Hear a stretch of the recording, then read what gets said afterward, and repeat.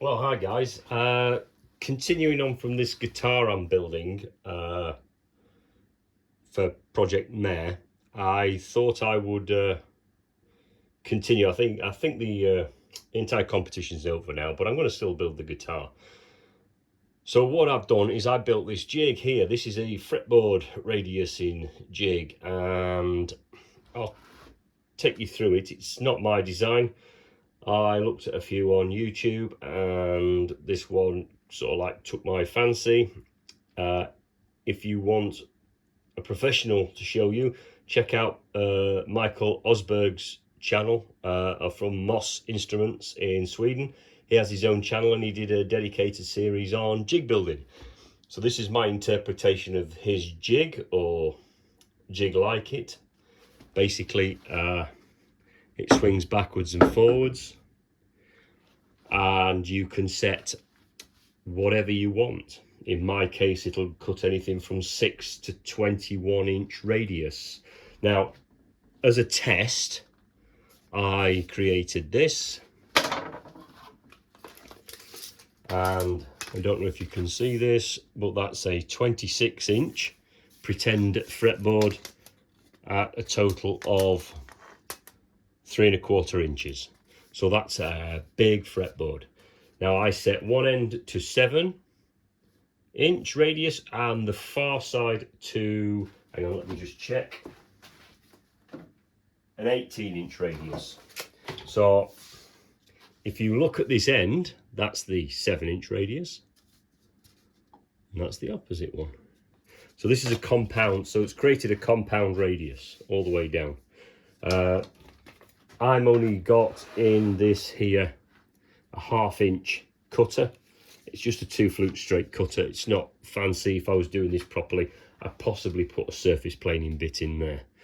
But even with a 1/2 inch cutter, that is still cutting, what's that, 67, 68 millimeters, just shy of 2¾ inch wide, and that would be at the nut. Well, even an 8-string bass is probably not having a fretboard that wide, but who knows, it might do.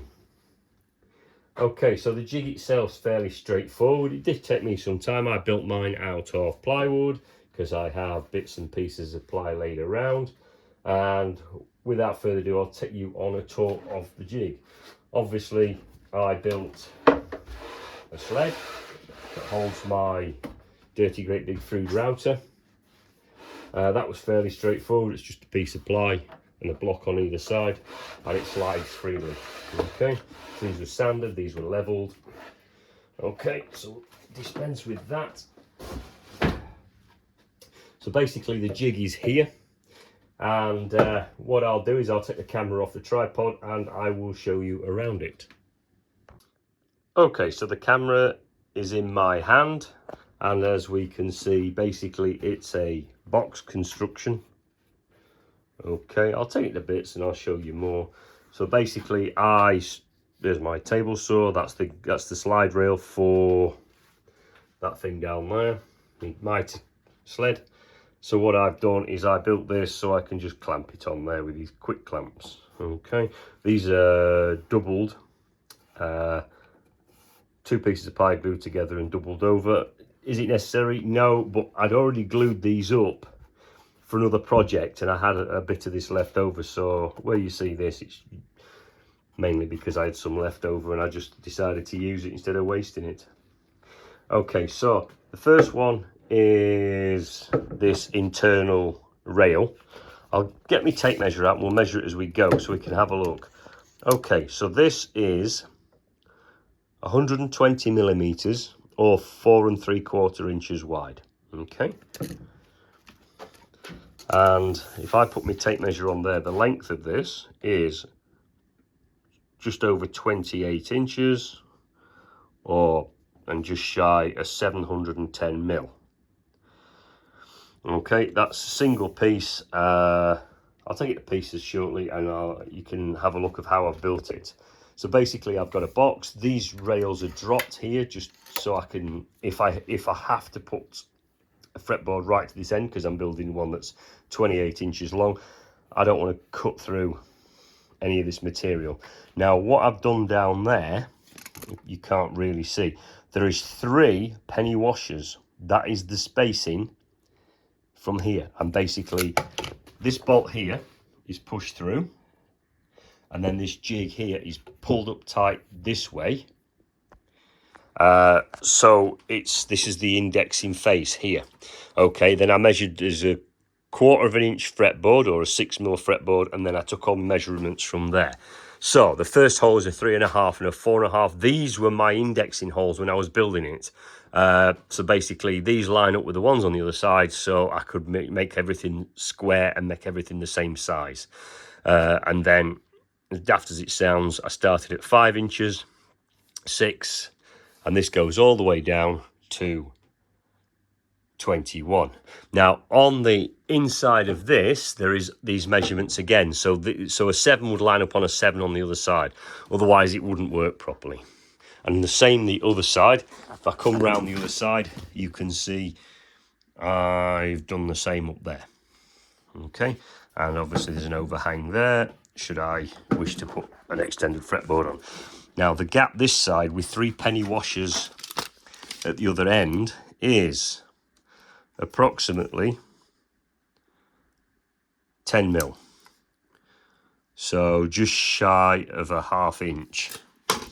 Okay, and if you look at this, is quite an extreme radius.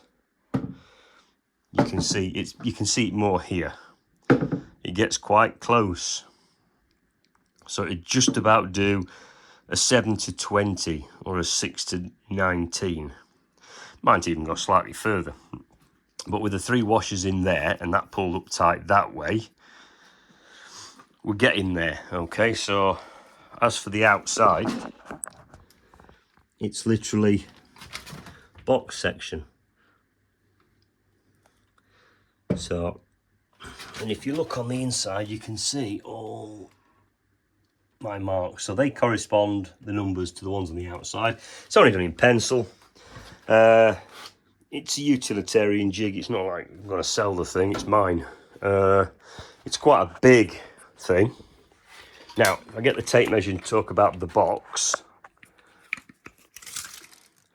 The box itself, the gap in there is 240mm, or just shy of 9.5 inches. So basically, this gap here is twice the width of this. When I actually built it, I wasn't going to build it this wide, but for some strange reason I did, and I thought to myself, oh, I made it too wide, but I haven't, to be honest. It really needs to be somewhere close. Unless, of course, you're making just standard guitar 6-string guitars, and you don't need a fretboard this wide. But obviously I have a lot of friends that play bass, and some wag at some point is going to ask for some wild fretboard on a bass guitar. So that's that. Obviously it's just basically a box. I'll stop the video, I'll take the pieces and I'll show you the internal workings. Okay, so I've taken the insides out, that's sitting there, we'll have a look at that in a minute. Basically, I've made a box with 5 pieces, 1, 2, 3, 4 and 5. The bottom piece I extended out to create this for clamping arrangements. It is glued, it is screwed. And then I obviously drilled down at a slight angle when I put these angles on here to keep this square. So hopefully this will stay square, and with the jig, the sled, it should stay square. Okay, so there's obviously a hole here where the leg goes in, and one there, and there's the 3 washers. I've super glued these together just to make life a bit easier. Trying to fit them things is a nightmare because there's obviously not much room. If I built it again, I'd probably add another 10mm to that, but still index it against this face just to give me that room to put my my fingers in there. So like I say, this is Width there, 240 mil. The length, overall length of this thing is 760, 30 inches. And the height, I suppose, really doesn't matter here. That's, what's that, 19, 7.5 inches. And obviously these side pieces are as long as you want them to be. In my case, that's 23 inch because that was the length of the wood I had on hand. But that still gives me down to 21 inch curve up to realistically 6 tops. There is a 5, 4.5, but like I said, they're for indexing when I built it to make sure everything's sort of square. Okay, so we'll move on to the swiveling component. This is another, basically legs, just 3 pieces, and that's all idented from 6 right down to 22, and it's the same that side. So obviously 6 inch on the outside and 6 inch on the inside need to line up to make the jig work. Basically all I did was create C-section there, C-section there, and a C-section for the top. But there's obviously a central straightener that's glued and screwed in there, and obviously the side pieces, and I put these fillets in here just as an added precaution, and these are just offcuts of bits that I had laid around, so it was no big deal to cut them on the saw, on my table saw, and cut it. So this is all glued and screwed, and it's all drilled in. So then all I'm doing is we are using, in this case, this is a coach screw. It's actually too long. It doesn't need to be anywhere near that long, but it's what I've got. So I've just used it. It's fine and dandy. The holes probably want expanding a touch. They're a little bit tight. So that goes in there. Screw it all up. It doesn't get screwed in tight. It needs to be like screwed in slightly loose. Just enough so you can get it to pivot, but it stay in position. As you can see, I've got a lot of offcuts of cabinet grade ply, so I built it out of that since I've got it laid around. So that's my jig, and like I said, this is the radius, that's the 7 inch, and that's an 18 cut by this. One thing I will let you know, I did have my extractor running, but the chippings on the floor and all over the place, it's incredible. There is a lot of it. However, well, nothing you can do. If you're gonna make sawdust, you're gonna make sawdust. So that's my jig, and I will catch you in the next video when I start this build in earnest of the Project Mare guitar. Thanks, guys.